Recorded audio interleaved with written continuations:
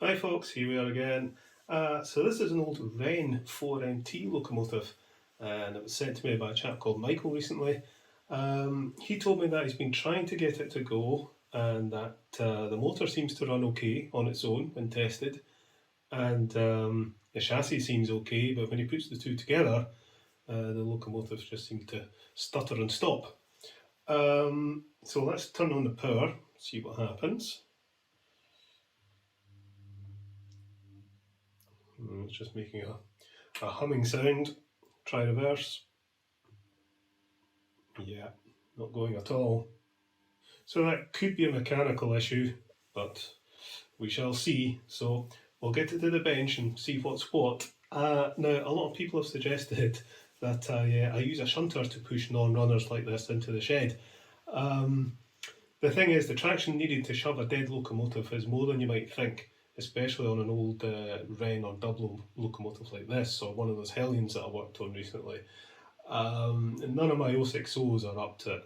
My old 4F with its 4 traction tyres almost does it, and would do it with smaller, lighter locomotives, so I may do that in future. But for a big hefty beast like this, I'm afraid there's nothing for it. The hand of God has to come in and we'll shove it into the shed.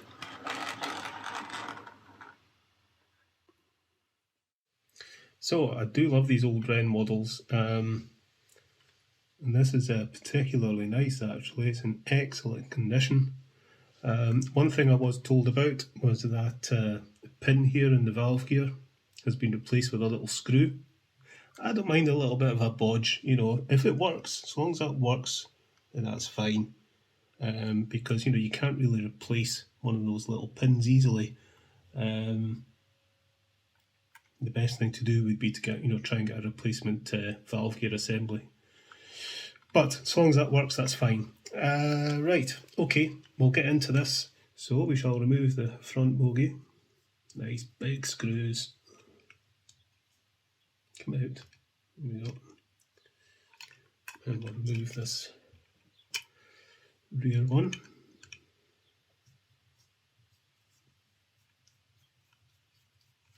And we've got a great big fat screw there that should release the body from the chassis.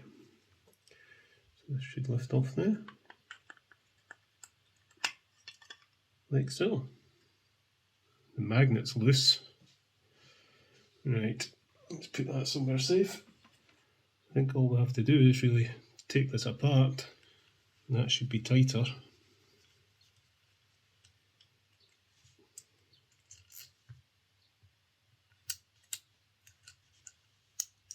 We'll remove the brushes carefully.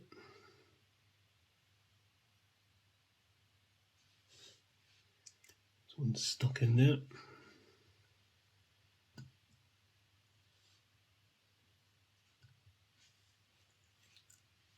That one's come out okay. We'll undo this.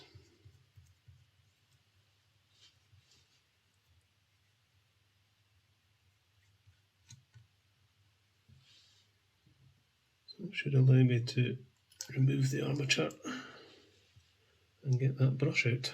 There it is.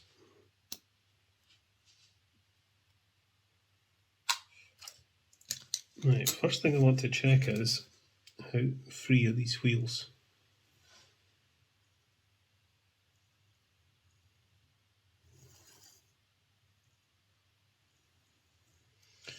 Right, that seems okay. Okay, we shall service the motor and get that working and take it from there. So I touch the old T-cut as usual, just to give this a good clean.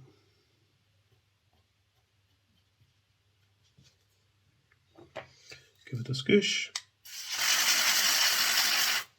Sure there's no crap in the slots.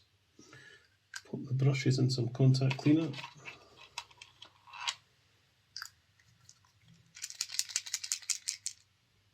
I think they're pretty clean though. So in this rear bogie, this wheel is really stiff. I think it's been squeezed. There we go. better. Get some grease in that hole. Pop this little bearing back in. Fell out.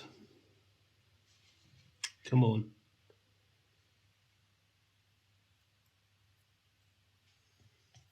Put some grease back over it just to make sure it's not going to go anywhere. I still think these wheels should move freer than they do. They seem a little stiff to me. Right, I think this rod here is badly bent in the way. Something's pushing the wheels this way. And the inside of the plastic bush on this middle wheel is hard up against the chassis block. I think this has had an episode in the past. Yeah, this whole rod is bent.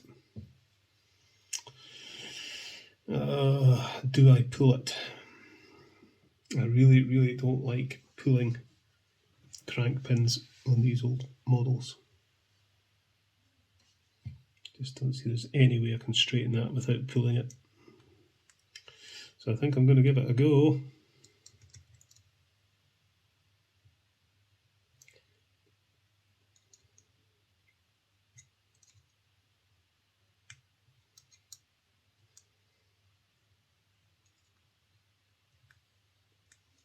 Come on, out you come. Let's pull this one as well.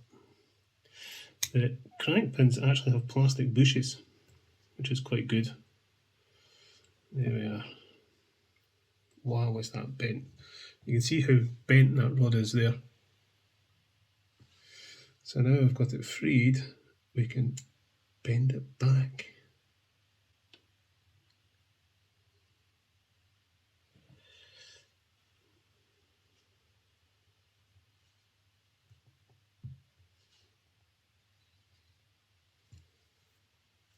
That's better. That'll help. So I don't think that was causing it not to run, but it would slow it down and put the motor under undue stress. Right, okay, let's get this back on. That's better. That's what they should be like. They should spin. I'm going to scoosh out that bearing at the bottom. There is a ball bearing in there hidden away. Give this worm gear a scoop. We'll get some grease onto this worm gear. I'll put some molly grease onto the end there, where it goes into the bearing, and fit this in.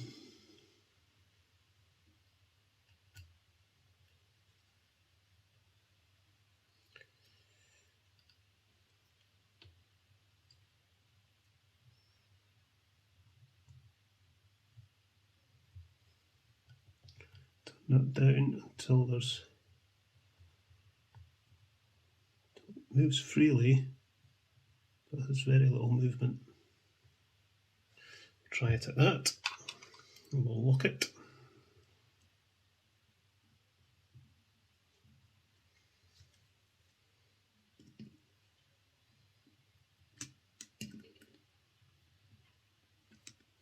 Brushes are actually quite clean. One thing I didn't do, that was blast out these shafts. Idiot. Getting forgetful in my old age. Right, do that now.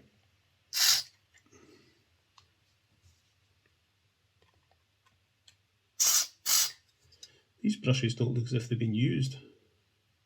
It's not very much anyway. So this will need a bit of running in, I think.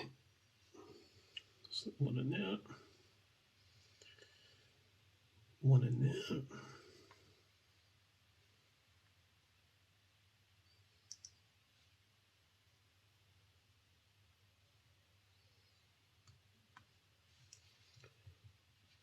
That in.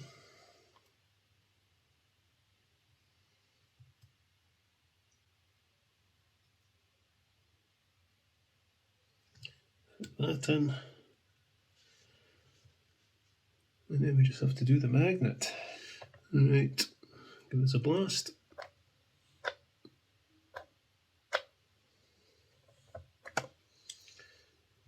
go. Okay, we'll put this on the test track, see what it does. Helps if you switch it on. And there we go.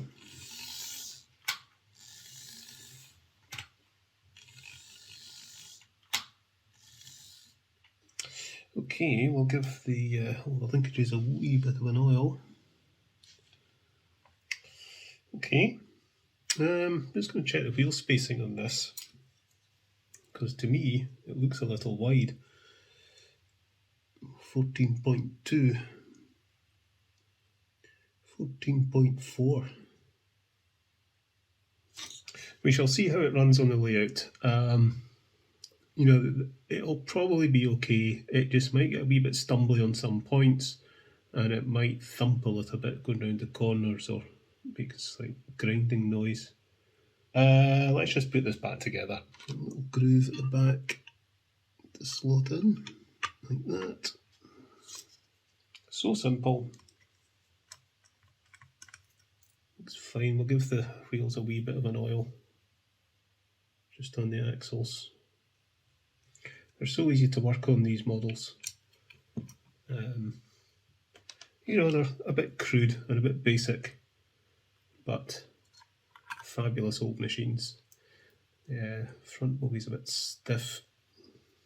Maybe a wee bit of oil is all it needs. I think people tend to forget to lubricate the axles on bogies. That's better. Okay. That wants to go in there. There we go. That's this lovely old Wrenn 264 ready to go again. Let's go and pull it out the shed and see how it does on the layout. Okay then, let's bring it out.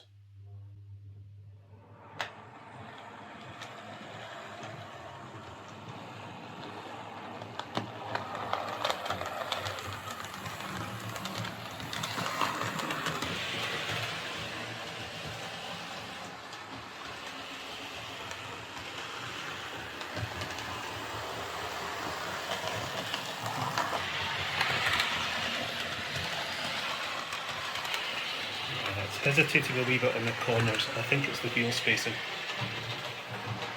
Okay, back on the bench, because I really think these wheels in particular, these ones as well, but these ones in particular need to be about 0.5 millimetre closer. Take the bits again. So what I think I might try is, if I undo this, so one of the good things about these old Wrenn and W models is you can lift. I might be able to, anyway, lift the entire valve gear off without disconnecting anything, like that.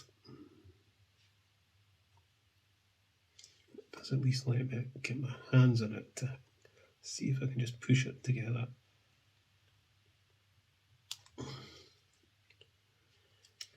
$14. I bet these ones can push these ones. Right, maybe try these in the vise.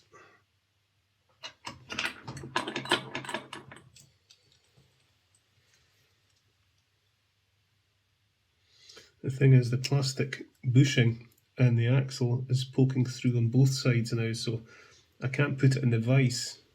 We're 14 and we're 14. But we'll try it. We'll try it at that. It's held on with a little nut. That's slightly annoying. On my Cardiff Castle, it just screws off. So I need to undo this. Lift that out.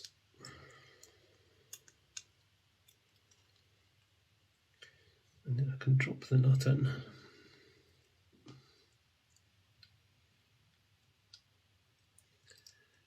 That back down in position.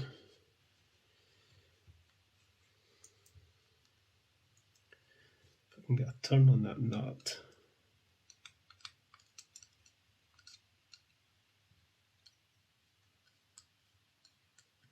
There we go. Right, we'll see how this goes. We're going to stick it in the layout like this, see how it goes around the corners. Okay, let's try it.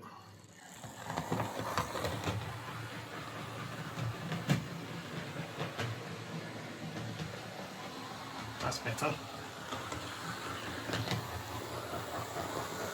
It's amazing the difference wheel spacing makes to going around corners, especially in these older locomotives. Now that's now set at 14, and this is 14.1. So I mean that's only come in about 0.3 of a millimetre, but it's enough to make it go around the corners smoother than it was. So we'll put it back together again, and we'll pull it out the shed again. We don't often pull out the shed twice, but we're going to today. Okay, there we go. We're going to stick this on the layout again, and hopefully it'll run fine this time. Okay, here she comes for the second time.